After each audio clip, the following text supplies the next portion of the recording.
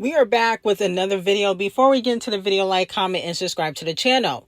Did Champagne Thickums and Nicki Minaj sabotage Devil Nation? That is the question of the day.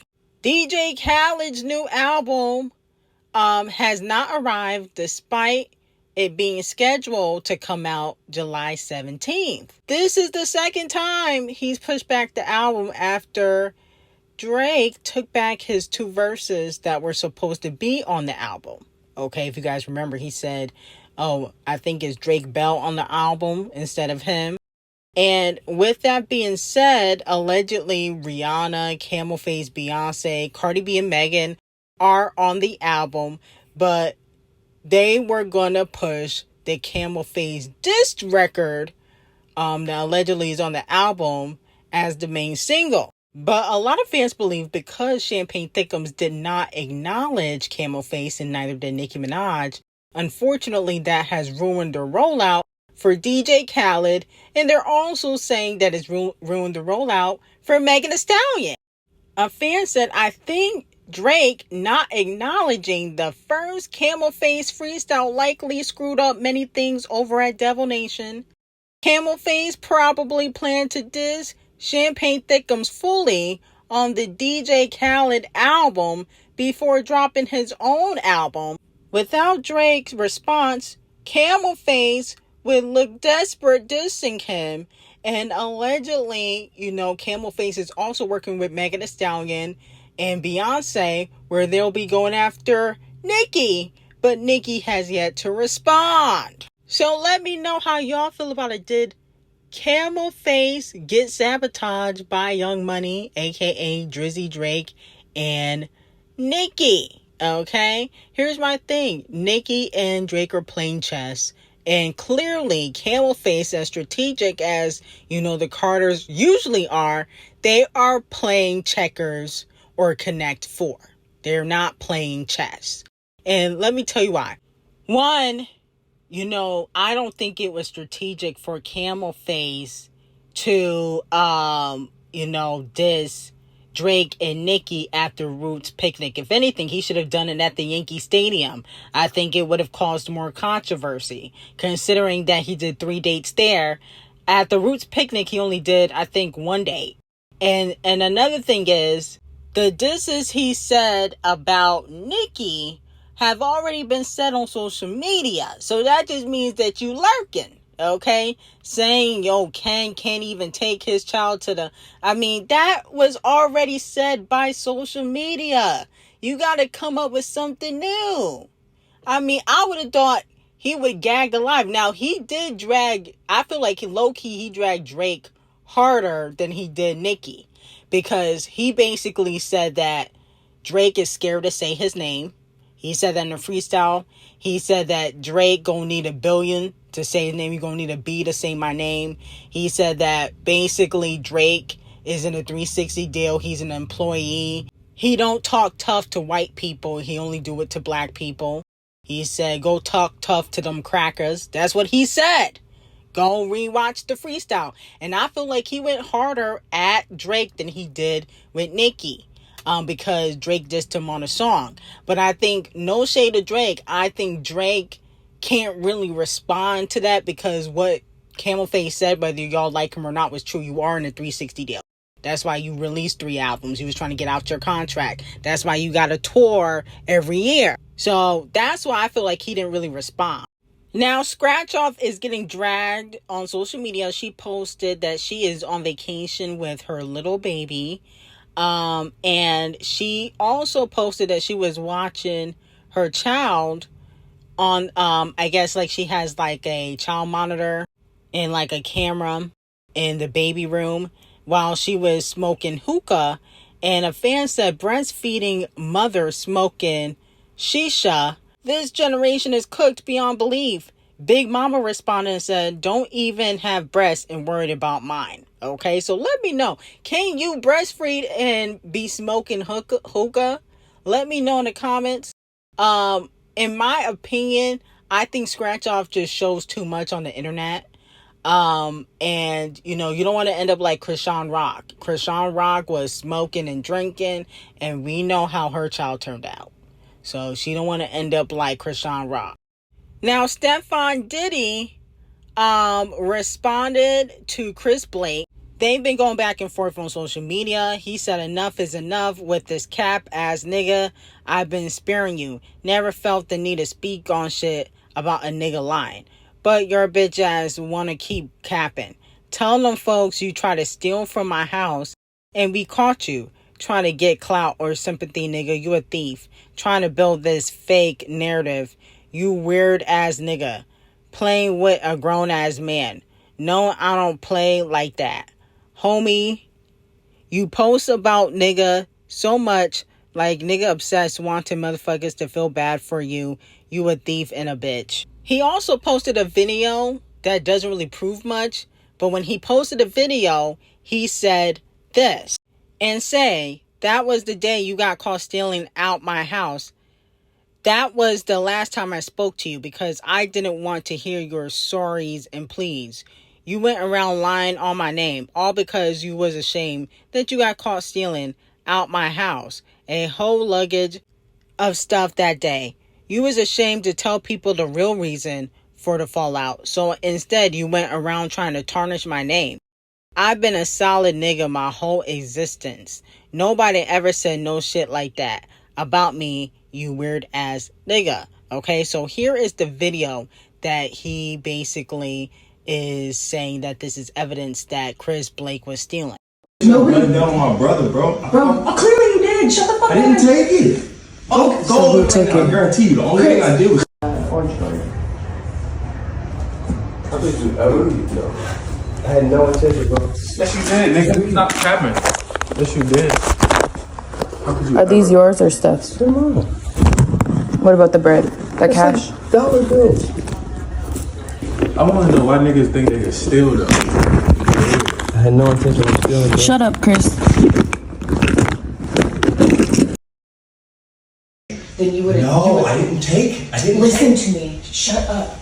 So if he didn't give you the bread that you were asking for, you were going to take a bag of his shit to sell? Bro, no, Chris, shut the fuck up and call it Uber and leave. Bro. I am, but can you just let me get my statement out, bro? Now, I don't know what this proves, but according to Stefan Diddy's fans and Cardi B fans, this proves that Stefan Diddy is not a DL concubine sleeping with men on the low, because he's trying to run with the narrative that Chris Blake was stealing from him. Now, this recording didn't really show Chris Blake in the video. Why is this random girl who we don't even know interrogating Chris Blake? Like, it just doesn't even make sense. Like, who is this random whore? Is this another concubine by Stefan Diddy? Like, I'm confused why you don't hear Stefan Diddy really approach Chris Blake in the audio. You only hear the girl speaking. So that's very interesting to me. Now, moving on from that, JT says she is too pretty for rap beefs. She said, I'm so tired of fighting in that space. I don't want that to be the thing people think of me overall via complex, okay? Let me know how y'all feel about it. A lot of people feel like she's trying to subliminally call a truce with the people that she's beefing with, like Cardi B. And who else is she beefing with? Pissy Face Carisha, Mr. Brown, and a few other people. But she looks like she wants to call a truce. In my opinion, I think the reason why JT is saying this is because if you look on social media, people always say that she's mean. People always compare her stats to Cardi B or another female rapper that she has issues with. So it does her a disservice to beef with anybody, especially if they're only gonna compare her to other female rappers when she's still trying to get her feet wet as a solo artist. Like, she's technically still considered a new solo artist. And she's not getting a backing like the other female rappers. I think that JT is trying to fix the perception that people have of her. So I think it was a strategic move to say, you know, she's done beefing. But I think people are still going to try to push her buttons and drag her anyway. You know, I think that's also going to happen. Now, JT also said that Doechii is like a sister to her. She said, Doechii has been such a sister to me. I don't give a fuck what's going on. Doechii's bringing me out. She showed me true sisterhood in those moments. It's like she was like me when we both was chopped, okay? I don't know what that means. I don't know why she trying to say her and Doechii were chopped. I don't know if she meant flops. You know, I don't know what she means by chopped. Maybe she means that they were flopping and still supporting each other. But at least she's acknowledging the people that stuck by her side, because there's a lot of people that have turned their backs on JT, one of them being Megan Thee Stallion. Megan and JT used to be very close. She turned her back on JT once the Super Freaky Queen Mix came out. Now, congratulations to TEMS. She is the first female African act to earn a RIAA diamond single in the U.S. For the song Wait For You with Future and Drake. Okay, so congratulations to TEMS. She beat out Tyler. Who else? Burna Boy. She beat out DeVito. So congratulations to TEMS. She's doing her big one. She's a silent assassin. If you look on Billboard, she's at number 39 with What You Need. 16 weeks on Billboard. I'm like, damn, I wish this was Tyler. But I'm happy for TEMS. I'm not trying to discredit TEMS. She deserves it. She's very talented. But I'm like, damn, why could this not be Tyler? What is going on? But TEMS, to me, she's an artist that might have a little bit more longevity. And she don't really got to twerk or be half naked to do so. So I respect it. And we gotta, show love to TEMS because she is very talented. Worked with Beyonce and Rihanna, Drake, Future, Justin Bieber. She's worked with all the heavy hitters. So I'm gonna give TEMS her 10. She deserves it. Like you can't hate on it. So we'll see what's in store. And low key, Rain Dance, still one of my favorite songs. I know it came out a while ago, but that's still a boppity bop, and that's on Billboard as well. So she got 2 hits. We can't hate on it. TEMS is a silent assassin. She don't really brag. She don't boast. She's very quiet, very private, but she literally be having success without doing a lot. She don't got to do too much. Now, I see a lot of fans saying that Camel Face is looking fine ever since he cut off his hair. Okay, it could be the voodoo.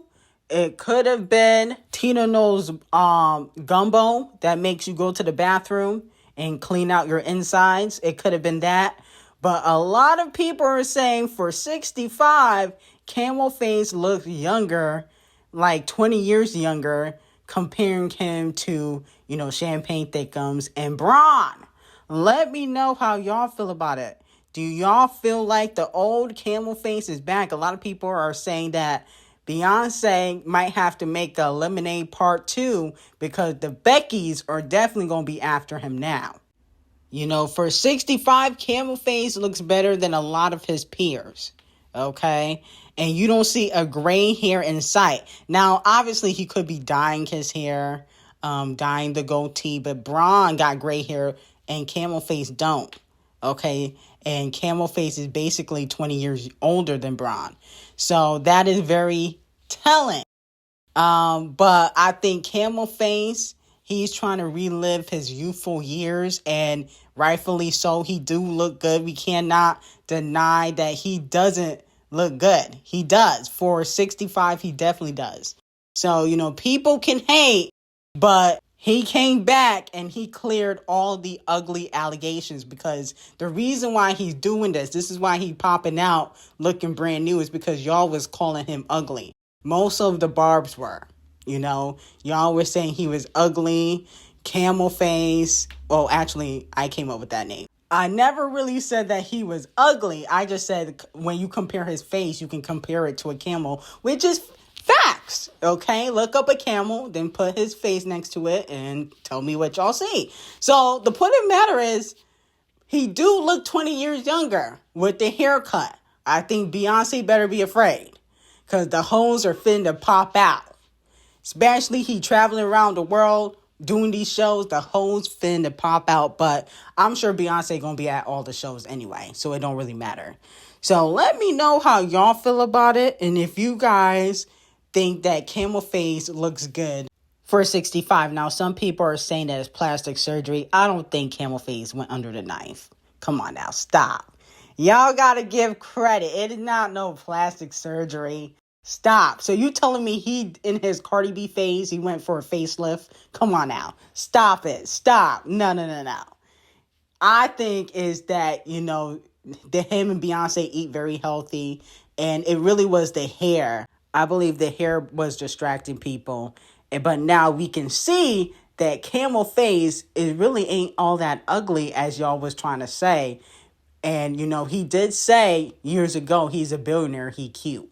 Okay, he said there's no such thing as an ugly billionaire. So he did say that as well. Let me know how y'all feel about it. I got some very hot tea on Patreon. Link will be in the description. And I hope you guys have a great day.